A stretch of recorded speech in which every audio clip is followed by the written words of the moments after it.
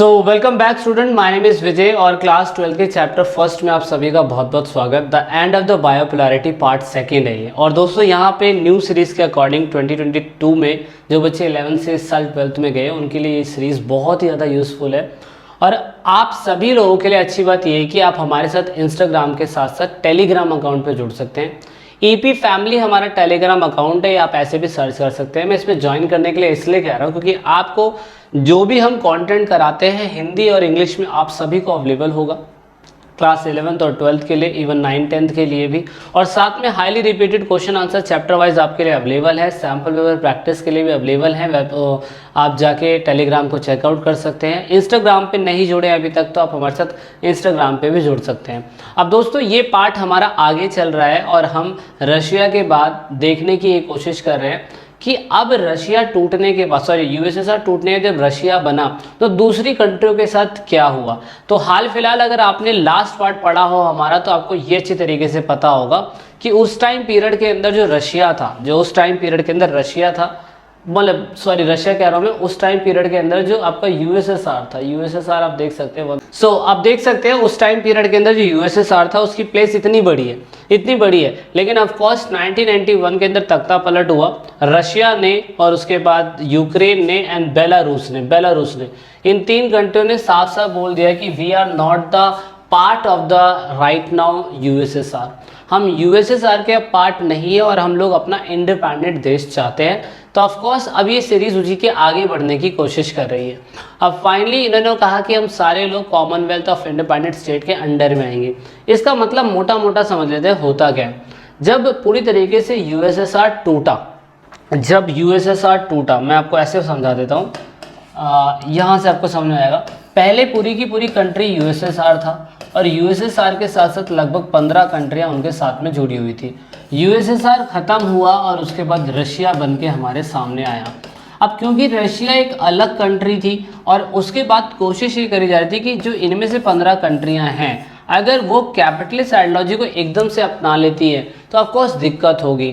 तो किया ये गया कि इन्होंने रशिया कंट्री के साथ कोलैब करा और कुछ कंट्रियों ने, सभी कंट्रियों को नहीं कह सकता मैं, कुछ कंट्रियों ने मिलकर रशिया के साथ एक अच्छे संबंध बनाने के लिए CISS नेशन बनाया, that means Commonwealth of independent state. ये इंडिपेंडेंट स्टेट, रशिया का जो इंडिपेंडेंट स्टेट है ये इंग्लैंड के कंपैरिजन में अलग है।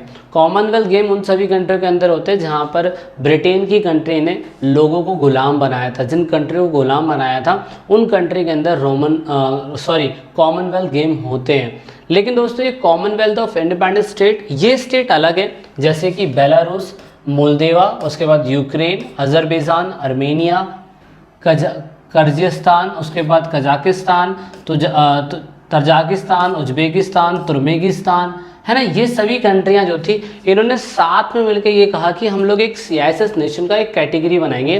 जैसे नाटो है, वार्सो पैक्ट था, सीटो, सेंटो, नेम, कितने सारे थे ना, ऐसे इन लोगों ने अपने खुद का ग्रुप बनाया और इसको CISS नेशन बोलते हैं। क्लास 12th के अंदर इतना डिटेल में इसके बारे में नहीं दिया हुआ है, इसलिए मैंने इसको थोड़ा नेट से ढूंढ के आपको बताने की कोशिश करी है। आप ये समझ लीजिएगा CISS नेशन का अभी भी ये चल रहा है। मिंस्क यानी कि बेलारूस की राजधानी है, वहाँ पे इसका हेडक्वार्टर है। Armenia, Azerbaijan, Armenia, one second, हाँ, तो Armenia, Azerbaijan, Belarus, Kazakhstan, Kyrgyzstan, Moldova, रूस, तजाकिस्तान, ये सारी कंट्रियां आपस में एक साथ हैं, एक दूसरे की मदद करती हैं ये कंट्रियां। उसके बाद साथ में सहयोगी सदस्य तुर्कमेनिस्तान, यूक्रेन और उज्बेकिस्तान भी हैं।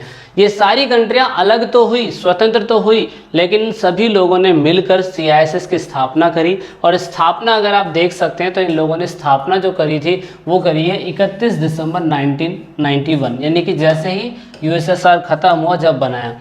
इसके बारे में डिटेल में अगर आपको जानना है तो आप विकिपीडिया से या दूसरी और वेबसाइट से ढूंढ सकते हैं। हालांकि पेपर में तो नहीं आता, लेकिन आपको इन्फॉर्मेशन होनी चाहिए इसके बारे में।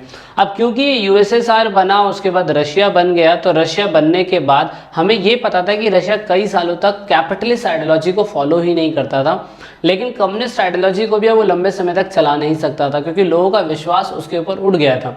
अब यहाँ पे क्योंकि कई सालों तक कम्युनिस्ट आइडियोलॉजी को अगर वो रखे हुआ था तो वो अमेरिका से कभी संबंध ही नहीं बनाता था। और जब वो अमेरिका से कभी भी संबंध नहीं बनाता था तो यहाँ पर रशिया बनने के बाद अब उसे अमेरिका से संबंध बनाने पड़े। तो इस हिसाब से रशिया जैसे ही इंडिपेंडेंट कंट्री बनता है, अलग कंट्री बनता है, डेमोक्रेटिक शासन व्यवस्था को लाता है, तो तुरंत ही वो अमेरिका से अपने पुराने संबंधों को ख़त्म करता है और पूरी तरीके से न्यूक्लियर डिसआर्ममेंट की बात करने की कोशिश करता है। न्यूक्लियर डिसआर्ममेंट का मतलब होता है जो परमाणु इनके पास थे, क्योंकि हथियारों की होड़ तो शीत युद्ध में चली रही थी, तो जैसे ही परमाणु इनके पास थे, परमाणु हथियार इनके पास थे, उन परमाणु हथियारों को इन्होंने ख़त्म करने के लिए अमेरिका से संबंध करे। अमेरिका ने कुछ चीज़ों पे एग्री करा, कुछ चीज़ों पे इन्होंने एग्री करा, क्योंकि उस टाइम पीरियड पे सुपर पावरफुल नेशन सिर्फ यही 2 कंट्रियाँ थी। दूसरी कंट्रियाँ जो थी इनके सामने कुछ भी नहीं थी। दैट इज़ वाई अमेरिका ने सोचा कि क्यों ना ऐसा किया जाए कि अब पूरी तरीके से हम अमेरिका और रशिया दोनों आपस में मिलके कहीं ना कहीं न्यूक्लियर डिसआर्ममेंट की बात करते हैं। आने वाले समय पे ये कंट्रियाँ जो होगी न्यूक्लियर से रिलेटेड चीज़ों को नहीं अडॉप्ट करेगी, नहीं बनाएगी वगैरह वगैरह। तो इतना आपने फोकस कर लेना है। सबसे पहले ये बात हुई।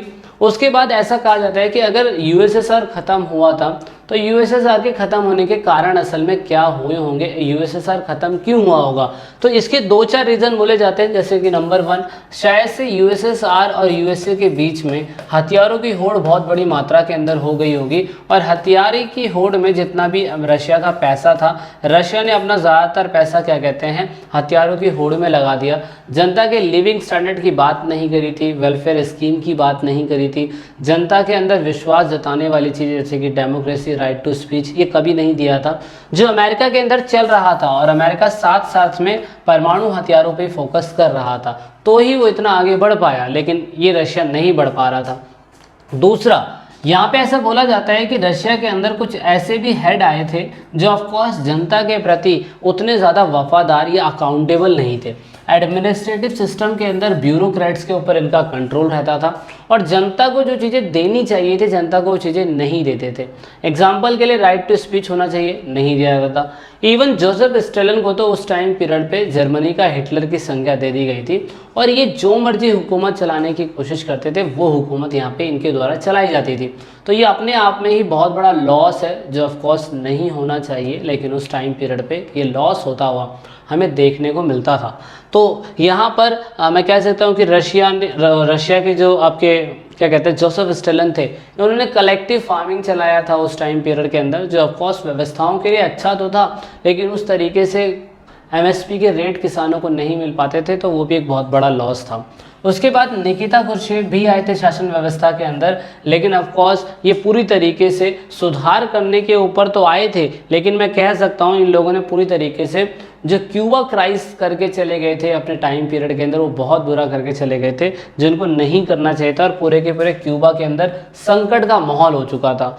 मिखाइल गोर्बाचेव लास्ट हेड थे, लास्ट राष्ट्रपति थे। इन्होंने सोचा कि जनता को ओपननेस देना चाहिए, व्यवस्थाओं को रिकंस्ट्रक्ट करने की ज़रूरत है। पेस्ट्राइका और ग्लास्तोनेट के बारे में हमने पहले पार्ट में देखा था, पढ़ा था उसके बारे में, और जब ये जनता को मिला तो जनता को उस टाइम पीरियड के अंदर ओपननेस के बारे में समझ में आया जो दूसरी कंट्री के अंदर लोगों को मिलती थी। तो जब यहाँ पे जनता ने देखा कि ओपननेस क्या होता है वगैरह वगैरह, तो उसके बाद जनता को समझ में आया कि भैया जो हमारी शासन व्यवस्था है, जो हमारी कंट्री के अंदर व्यवस्थाएं चल रही है, वो सही मायने में पूर्ण रूप से स्वतंत्र नहीं है, लोकतांत्रिक नहीं है। तो इसी वजह से भी ऐसा कहा जाता है कि मिखाइल गोर्बाचेव के जो रिफॉर्म थे उसने यूएसएसआर को घेर दिया या ख़त्म कर दिया। ठीक है, अब यूएसएसआर खत्म हुआ, रशिया बना, और रशिया बनने के बाद ऐसा कहा जाता है कि परिणाम क्या निकले, परिणाम थे क्या असल में।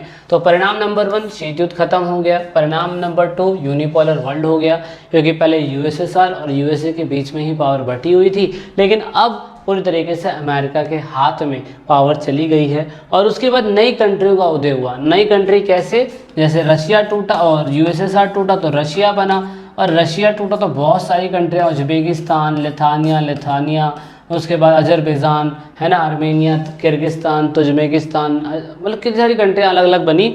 वो सारी की सारी कंट्रियाँ नई कंट्री के रूप में उभरी। अब ये मेन बोला जाता है कि जैसे ही क्या कहते हैं रशिया टूट के नई मतलब यूएसएसआर टूट के रशिया बनता है, तो रशिया के अंदर कम्युनिस्ट आइडियोलॉजी जो है काफ़ी सालों से चल रही थी, और उन सभी कंट्रियों को अब कैपिटलिस्ट आइडियोलॉजी के तहत चलाना था। और उसको चलाने के लिए एकदम से ही जनता के अंदर विद्रोह भी हो सकता था। तो उसको ख़त्म करने के लिए या कम्युनिस्ट आइडियोलॉजी को ये दिखाने के लिए कम्युनिस्ट आइडियोलॉजी उस तरीके से कारगर साबित नहीं हो पा रही है, तो कुछ ना कुछ तो करना पड़ेगा ना। तो इसके लिए चलाई गई शोक थेरेपी। शोक थेरेपी इज़ अ पार्ट, जैसे कि आपने देखा ना, कोई पेशेंट अगर पागल हो जाता है तो उसको शोक थेरेपी, शोक दिया जाता है, शॉक दिया जाता है, और मे बी शायद से उसके बाद वो ठीक हो सके। लेकिन दोस्तों यहाँ पे जब शॉक थेरेपी दी जा रही थी तो ये एक पेनफुल प्रोसेस था। पेनफुल प्रोसेस इसीलिए था क्योंकि उस टाइम पीरियड पे ये अथॉरिटाइजेशन से हाथों से निकल के डेमोक्रेटेड कैपिटलिस्ट सिस्टम की तरफ जा रहा था, और Russia, central Asia, eastern Europe, इन सभी कंट्रियों को ये बोला गया था कि अब सभी शॉक थेरेपी के तहत इन सभी कंट्रियों के अंदर कम्युनिस्ट आइडियोलॉजी हटके कैपिटलिस्ट आइडियोलॉजी आ जाएगी। और कैपिटलिस्ट आइडियोलॉजी आने का मतलब ये है कि वो सभी लोग जो कई सालों तक कम्युनिस्ट आइडियोलॉजी को बहुत अच्छा समझते थे, अब उनको भी इस चीज़ का विश्वास करना पड़ रहा था कि कम्युनिस्ट आइडियोलॉजी बहुत अच्छी थी। कम्युनिस्ट आइडियोलॉजी का मतलब अब इन सभी कंट्रियों के अंदर प्राइवेटाइजेशन जो है वो आना चालू हो जाएगा, और जब प्राइवेटाइजेशन आना चालू हो जाएगा तो इसका मतलब सिंपल सा ये है कि ये कंट्री अब पूरी तरीके से कम्युनिस्ट आइडियोलॉजी को उतना इंपॉर्टेंट नहीं देगी। तो इनकी खुद की करेंसी में गिरावट आना, उसके बाद इनकी कंट्री के लोगों को ये बिलीव करवाना कि भैया कैपिटलिस्ट आइडियोलॉजी बहुत अच्छी है, पैसे की ज़रूरत पड़ रही है, तो इसलिए वर्ल्ड बैंक और साथ में IMF ने शोक थेरेपी में बहुत सारा पैसा दिया इन सारी कंट्री को। क्योंकि रशिया आज़ाद हुआ, रशिया के साथ 15 कंट्री भी आज़ाद हुई, इन कंट्रियों के अंदर एकदम से ही प्राइवेटाइजेशन लाना वो बहुत दिक्कत वाली बात थी। तो बहुत सी सरकारी कंपनियां, बहुत सी ऐसी कंपनियां जो सरकारी हाथों में थी, उन सभी को प्राइवेट हाथों में लाना पड़ा, और इस हिसाब से पूरी तरीके से प्राइवेट हाथों में चीज़ों को लाने की कोशिश करी गई। तो कहीं ना कहीं कहा गया कि पैसे की बहुत ज़रूरत थी, और पैसों की जब ज़रूरत थी तो IMF ने और वर्ल्ड बैंक ने ऐसी कंट्रियों की मदद करी थी। अब ये पॉइंट जो है ऑफ कोर्स यहाँ पे मुझे लिखना चाहिए था, ये भी मैं कह सकता हूँ कि USSR का कॉन्सिक्वेंसेस ही है। USSR का कॉन्सिक्वेंसेस दैट मीन्स परिणाम है। परिणाम में मैं कह सकता हूँ क्या हुआ, परिणाम में टोटल शिफ्ट टू कैपिटलिज्म, मतलब पूरी तरीके से लोग कैपिटलिज्म की तरफ क्या कहते हैं चले गए। दूसरा कलेक्टिव फार्मिंग, अभी मैंने बताया था कलेक्टिव फार्मिंग। कलेक्टिव फार्मिंग के बारे में डिटेल में वैसे तो आप ज्योग्राफी में पढ़ते हैं, लेकिन जोसेफ स्टालिन के टाइम पीरियड पे कलेक्टिव फार्मिंग आई थी, उस सिस्टम को बदलकर प्राइवेट फार्मिंग कर दी गई थी। तो ये एक बहुत बड़ी बात है कि प्राइवेट फार्मिंग कर दी गई, मतलब अब कॉन्ट्रैक्ट पे भी लोग फार्मिंग करवा सकते थे, ऐसा सिस्टम। दूसरा फ्री ट्रेड रीजन बनाए गए, मतलब अब दूसरी कंट्री के लोग किसी दूसरी कंट्री के अंदर आके पैसा इन्वेस्ट कर सकते हैं, और उस साथ में ये लोग फ्री ट्रेड बना सकते हैं। फ्री ट्रेड के तहत क्या हुआ, किसी कंट्री के अंदर FDI बढ़ने लग गया। FDI का मतलब था फॉरेन डायरेक्ट इन्वेस्टमेंट। होता क्या है, मान लीजिए कि अगर आपके पास इंडिया के अंदर अगर आप रहते हैं, इंडिया के अंदर आपके पास 5 बीघा खेत है, 5 बीघा अगर आपके पास खेत है, कितना है 5 बीघा, 5 बीघा अगर आपके पास खेत है, बीघा, तो आप नोटिस करेंगे 5 बीघा खेत अगर आपके पास है ना, तो ये खेत के अंदर होगा ये कि आप इसको कॉन्ट्रैक्ट पे दे सकते हो किसी बाहर की कंपनी को, और वो कंपनी आपको आपके इसका हिस्से का रेंट देगी, और इस हिसाब से आपको प्रॉफिट अच्छा खासा मिलता रहेगा, और वो कंपनी भी अपना प्रॉफिट निकालती रहेगी। तो FDI बढ़ेगा, तो ये बहुत बड़ी बात थी। दूसरा, इन्होंने पूरी तरीके से सबसे बुरा करा जो नहीं करना चाहिए था सोवियत संघ को, वो ये नहीं करना चाहिए था कि सोवियत ब्लॉक के देशों के बीच व्यापार में गठजोड़ टूटने लग गया, ये गलत था। मतलब ऐसा नहीं करना चाहिए था कि जितनी भी USSR कंट्री अलग हुई थी, रशिया बनी थी, तो उनको आपस में मिलके भी साथ में काम करना चाहिए था, जैसे CIS नेशन के तहत कुछ कंट्रियों ने मिलके किया था। लेकिन मोस्टली कंट्री अब ये डिपेंडेंसी मानने लग गई थी कि जो कैपिटलिस्ट आइडियोलॉजी है वो बहुत अच्छी है, जबकि सोवियत ब्लॉक के देशों के बीच व्यापार का गठजोड़ टूटने लग गया था। Breakup the trade alliance among the country of Soviet block, ये आपस में इनको नहीं तोड़ना चाहिए था, जो सबसे बुरी चीज़ है।